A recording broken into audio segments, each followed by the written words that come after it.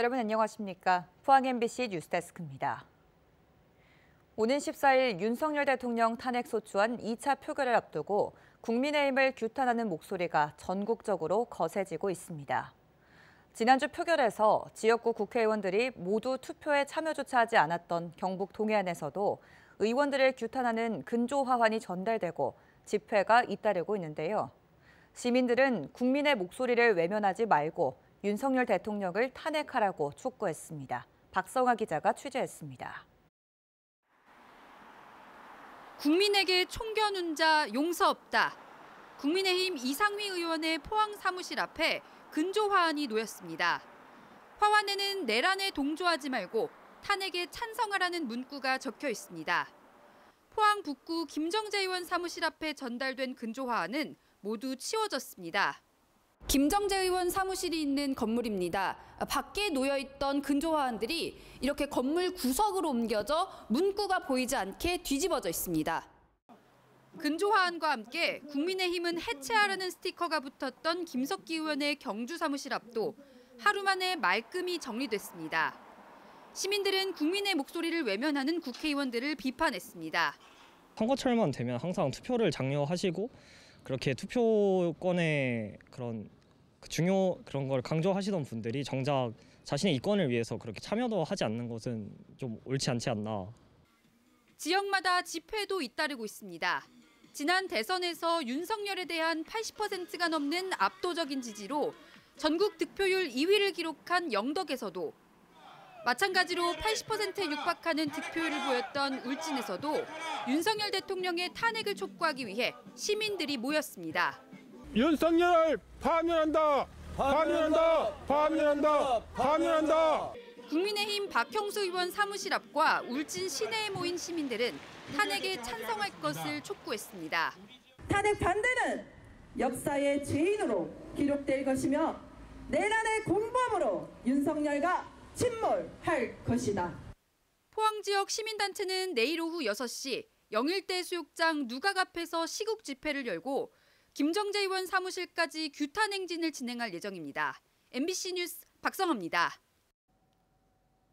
12.3 내란 사태로 경주 에이펙 개최도 불투명하다는 주장이 나왔습니다.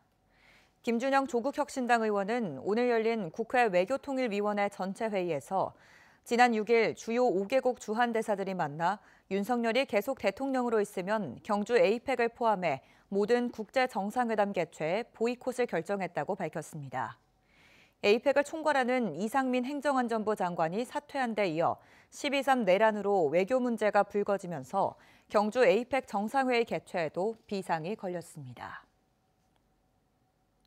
국민의힘 중앙당이 내린 선출직 공직자의 해외 출장 자제령에도 불구하고 포항시의원 9명이 내년 1월 미국에서 열리는 CES 참가를 신청했다가 논란이 일자 결국 일정을 취소했습니다.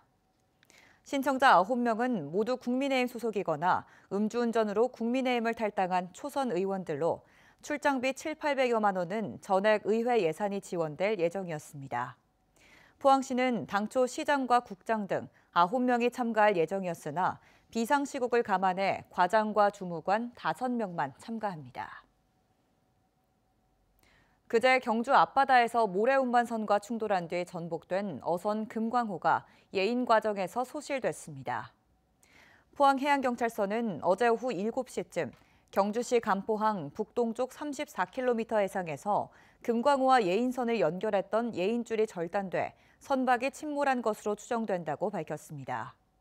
해경은 항공장비 등을 동원해 사라진 선박과 실종된 인도네시아 선원 1명을 찾기 위한 수색 작업을 이어가고 있습니다. 해경은 또 금광호와 충돌한 모래운반선의 60대 항해사에 대해 구속영장을 신청했습니다. 항해사는 사고 당시 조타실에서 레이더 등 항해 장비를 활용해 전방 상황에 주의를 기울이지 않은 상태로 운항한 혐의를 받고 있습니다. 정부가 포항 영일만 심해 석유가스전 첫 시추 작업 위치를 확정하고 이달 중에 1차 시추에 돌입합니다. 심해 시추가 본격화되면서 어자원이 줄어들고 고래 등 포유류가 사라지는 등 해양 생태계에 악영향을 미칠 수 있다는 우려가 나옵니다. 장미쁨 기자가 보도합니다. 포항 영일만 심해 석유가스전 첫 시추 작업이 본격화되고 있습니다.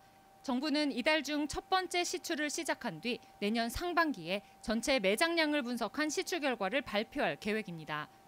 최대 140억 배럴의 석유와 천연가스가 매장됐을 수 있다는 가능성에 지역 경제 활성화에 대한 기대가 커졌습니다. 시추를 할 수 있도록 최선을 다하고 시추를 하되 부산에서 자꾸 왔다 갔다 하기 때문에 이 말이 되느냐. 강원도에서 왔다 갔다 해야지. 문제는 심해 시추로 인해서 동해 바다가 돌이킬 수 없는 피해를 입을 수 있다는 점입니다. 특히 시추 지점 인근에서 대게와 오징어 등을 잡는 포항과 경주 지역 어민들의 피해가 우려되지만 이에 대한 조사나 보상 대책은 없습니다. 자칫 어획량이 감소하거나 해양 자원이 파괴돼 경제 활성화는커녕 어민들의 생계가 위협받을 수 있다는 우려가 나옵니다.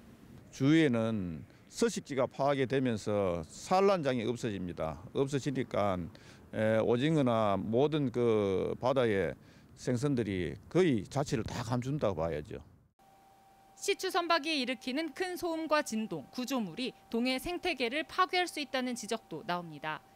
시추 선박의 소음이 바다 동물들이 신호를 주고받는 데 사용하고 있는 주파수 대역과 충돌하면서 정상적인 생존을 방해한다는 겁니다. 어미와 새끼가 서로 떨어지거나 그리고 짝짓기 신호가 방해받는 경우가 발생할 수 있는데요. 이는 개체 간의 의사소통 차단뿐 아니라 행동 변화, 그리고 번식 방해, 심지어 생존율 저하로도 이어질 수 있습니다.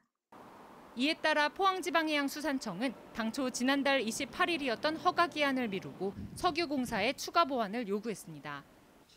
한편 최근 국회에서 야당이 대왕고래 프로젝트 관련 예산을 삭감하면서 장기적인 사업 진행 여부도 불투명해졌습니다. 심해 시추로 인한 해양 생태계 파괴 논란에다 예산 확보에도 빨간불이 켜지면서 대왕고래 프로젝트가 난항을 겪고 있습니다. MBC 뉴스 장미쁨입니다. 해양수산부는 선박 사고를 예방하기 위해 부유물 감김 사고 현황도를 만들어 어선과 여객선 등에 제공합니다. 해수부는 최근 5년간 발생한 부유물 감김 사고 데이터를 분석해 동해안에서 서해안까지 6개 권역의 현황을 그림 형태로 시각화했다고 밝혔습니다. 최근 5년간 바다에 떠다니는 폐어구와 폐그물들이 선박 추진기에 감겨 일어난 사고는 연평균 360여 건에 이릅니다. 포항시가 확보한 내년도 국비 예산안은 1조 5,183억 원 규모로 올해보다 1,076억 원, 7.6% 증가했습니다. 신규 사업은 54건, 1,024억 원, 계속 사업은 164건, 1조 4,159억 원입니다. 주요 사업은 영일만 횡단대교 건설 4,553억 원, 철강산업 제도약 기술 개발 116억 원, 환동의 해양복합 전시센터 건립 129억 원 등입니다.